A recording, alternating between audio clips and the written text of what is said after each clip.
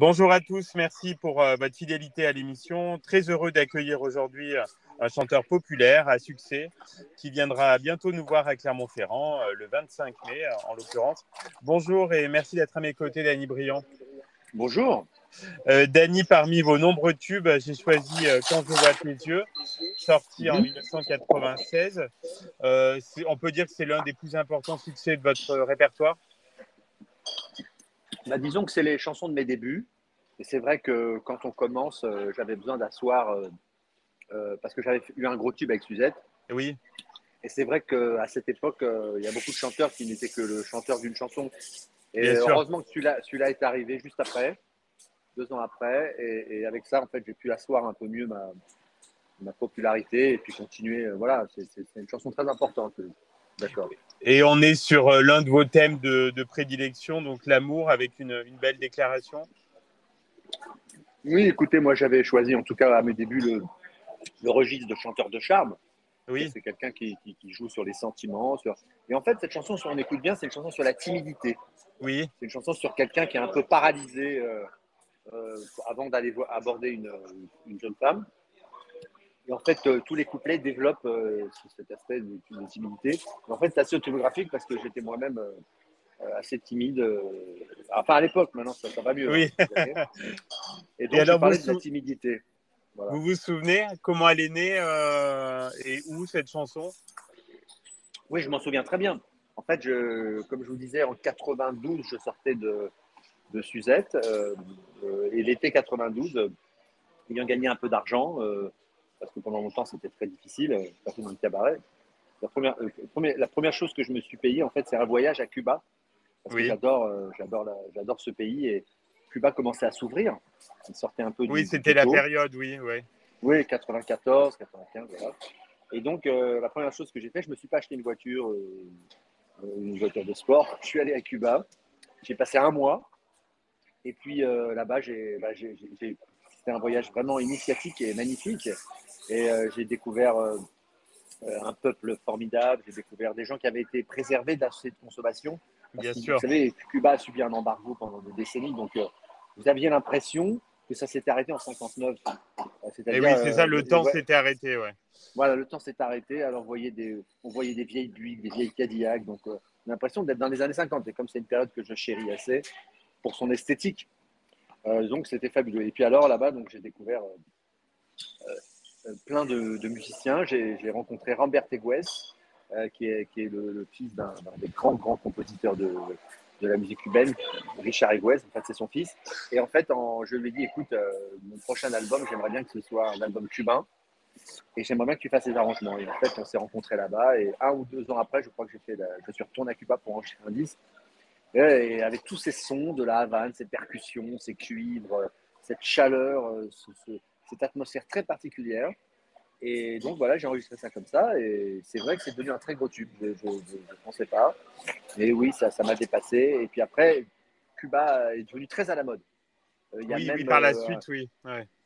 il y a même un titre il y a même Buena Vista Social Club Tout à fait, ouais. qui a été fait. Après, il y a eu pas mal de chansons en mode latine, latino. Il y a Ricky Martin qui est venu après. Donc, c'est vrai que c'était le début d'une grande vague latine. Et on imagine que le clip aussi, dans les rues touristiques de la Havane, ça a été un bon souvenir. Ah oui, ah oui, donc moi, bon, comme je vous ai dit, comme j'ai fait un gros succès, ma maison 10 m'a donné les moyens et je suis allé enregistrer carrément 2 clips à la Havane, dans une rue de la Havane. Et c'est vrai que c'est très très joli. C'est un plan séquence, c'est-à-dire que c'est un plan qui s'arrête jamais, du début jusqu'à la fin. Et c'est vrai que je pense que enfin, moi en tout cas, je trouve que j'ai donné un peu un des parfums qu'il y avait à la Havane dans ce clip. Oui, complètement. Dany, en introduction, je vous présentais comme un chanteur populaire à succès. Il y en a un autre dans cette catégorie, Charles Aznavour, à qui vous avez rendu hommage avec plusieurs opus. Pourquoi lui?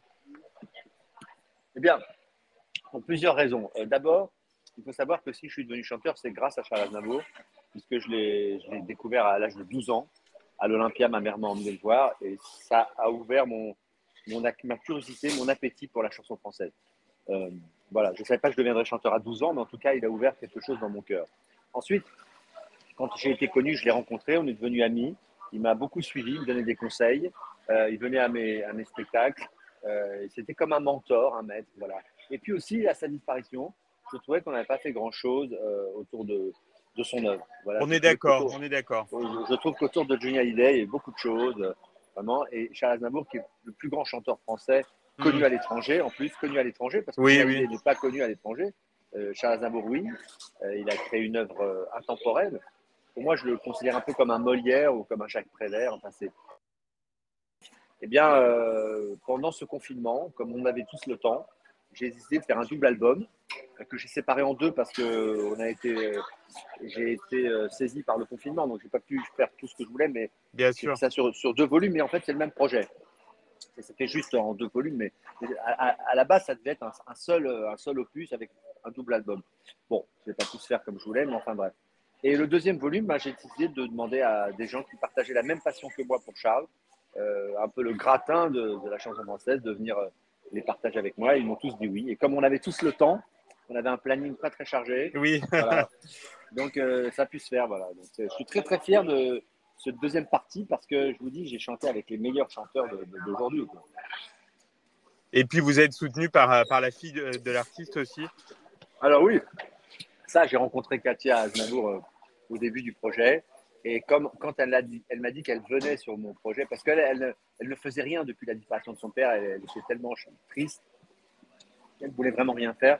Mais elle a fait une exception pour moi et elle est venue partager cette chanson avec moi. Et j'ai pris ça comme un adoubement de la famille, Ah bah, c'est sûr, peut-être oui. même Ouais. comme un adoubement de Charles d'en haut pour me dire, voilà, je suis content que tu aies fait ce projet et que tu aies pu faire connaître mon œuvre. Bon, évidemment, on connaissait son œuvre, c'est sûr.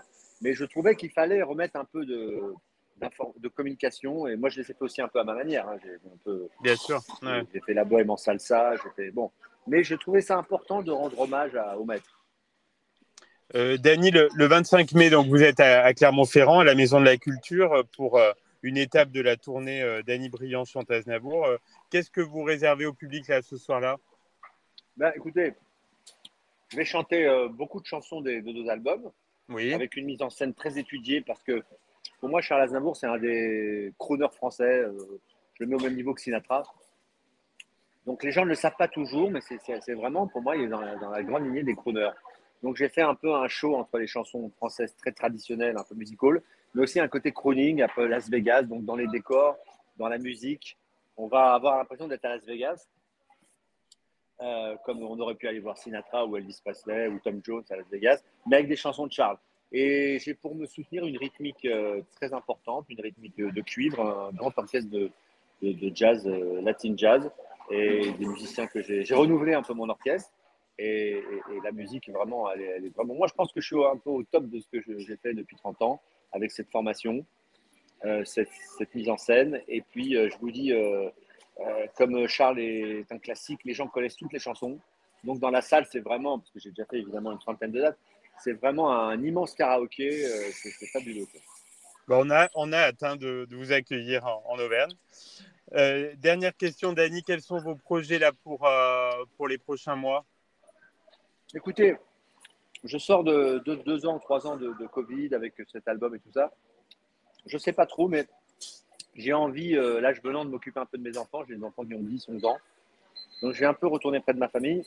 Et puis après, au bout de quelques temps, je pense que je réécrirai un nouvel album, mais cette fois-ci avec mes chansons. D'accord. Parce que l'écriture me démange un peu, comme il se passe beaucoup de choses. Je trouve que je suis très inspiré au niveau de l'écriture. Entre le Covid, la guerre, la déshumanisation de la société, Oui, Internet il y a de la qui envahit. matière, il y a de la Il matière, y hein, a, il y c'est a sûr. beaucoup de choses à dire et je trouve qu'on n'en parle pas beaucoup. Tout à fait. Voilà. Donc Parfait. Bah, voilà. écoutez, merci beaucoup, Dany Briand, pour cet entretien. On a hâte de vous retrouver à la Maison de la Culture donc, de Clermont-Ferrand le 25 mai pour un Ouais. concert hommage au grand Charles Aznavour. Et on vous dit donc à très bientôt sur Logos FM.